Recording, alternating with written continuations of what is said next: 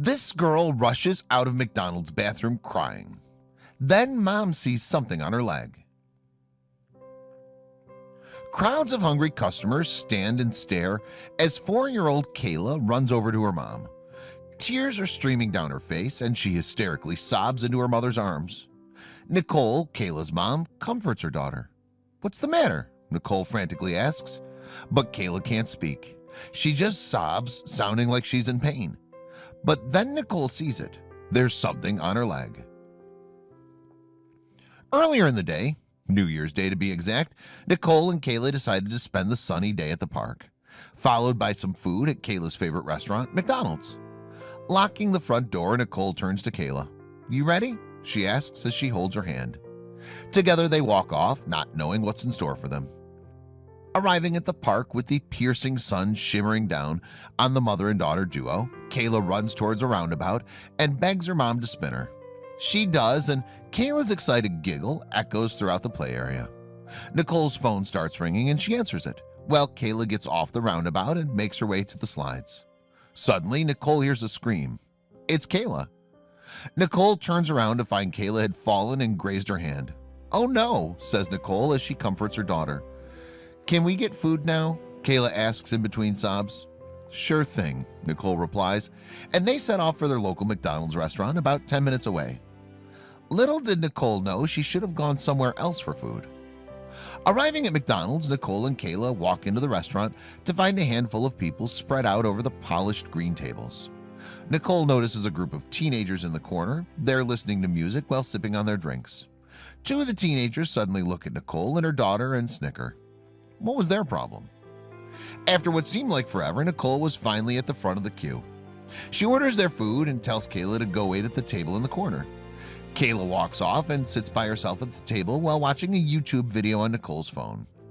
But then suddenly a piercing scream is heard. The group of teenagers there sat in the corner of the room had started a fight. The teenagers yell at each other and Nicole walks over to Kayla and comforts her, trying to distract her with the YouTube video. Members of staff eventually break up the fight and kick them out. But two teenage girls were still sitting at the table. The smell of burger and fries linger in the air as Nicole and Kayla tuck into their well-deserved lunch. Kayla was eating a Happy Meal while her mom nibbled on a chicken burger and a few fries. All of a sudden, Kayla looks at her mom with a serious yet innocent look. "I need the toilet," she whispers. As she finishes the last bite of her cheeseburger, Kayla wipes her hands and gets up to go to the toilet. When she walks over, she notices the lock is shut. There must be someone in there, she thought. She looks back at her mom, who gives her a smile. Suddenly, she hears something. It's coming from inside the toilet. Giggling and laughing can be heard while Kayla waits outside the toilet. After around 10 minutes, the door opens, and the two teenage girls from earlier exit together, a smirk plastered on their face. Nicole watches as the girls walk past Kayla, and she signals Kayla to go in. "I'll be right here," Nicole says as she watches Kayla shut the bathroom door. "Mom!" screams Kayla. As she runs out of the bathroom, tears stream down her face. Nicole shoots up from her seat, her bag falling onto the floor. The sound of your child screaming is a sound you'd never want to hear. Kayla runs into her mom's arms. "In the toilet," she says, sobbing. "Go look quick." Kissing Kayla's forehead, Nicole makes her way over to the bathroom. Walking inside the bathroom, the smell of antiseptic and bleach lingers in the air. There's nothing in here, she thinks to herself, eyes scanning for something that would explain her daughter's outburst. A few toilet rolls were rolled out onto the floor and the tap was dripping. But then she sees it. It's why the child was in tears. From a distance, it seems a white sticky substance covered the toilet seat. But as Nicole got closer, she realized it was glue. Super glue, in fact, smothered all over the toilet seat. Somebody had purposely done this. Nicole bursts out of the bathroom, her heart pounding, and yells out to the manager and members of staff. Nicole goes over to her daughter, who's still sobbing and yelling in pain. She checks her and sees that her skin is raw on the back of her legs. Sobbing into her mother's arms, Kayla was terrified, and Nicole was furious. "We need help," Nicole yells out to the crowd, holding back tears. For Joanna, the assistant manager at McDonald's, she thought she'd seen it all.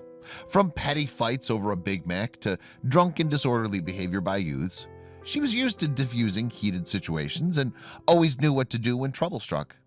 But in her 15-year career in the hospitality industry, she had never seen anything like this.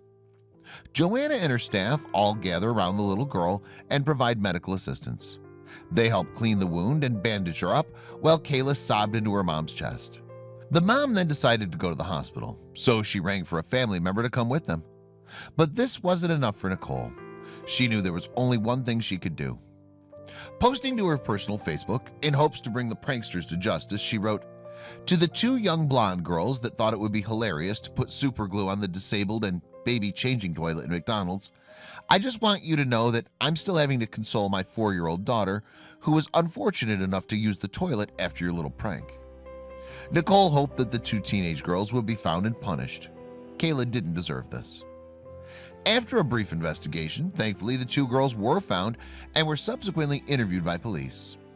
The two girls immediately apologized to Nicole and Kayla and admitted they regretted doing it. It was a prank gone wrong, one of them told her. But was this enough for Nicole and Kayla, who, for the 4-year-old, would have to live her life with this terrible memory etched in her mind? Hearing the news that the police had subsequently taken appropriate action against the girls, Nicole lets out a sigh of relief. It had been a few weeks since the incident, and the events of that day still plagued her mind. She watches as her daughter plays with her Barbies. Finally, some justice, she thinks while clutching a cup of tea. She takes a sip before smiling to herself and watches as her brave little girl carries on playing. Wow, what a story. This story just goes to show that although pranks can be a fun way to trick your friends, they can also result in some pretty severe consequences. Hopefully, Nicole and Kayla's story will remind pranksters to think twice about the people they could be upsetting, all for the sake of a laugh.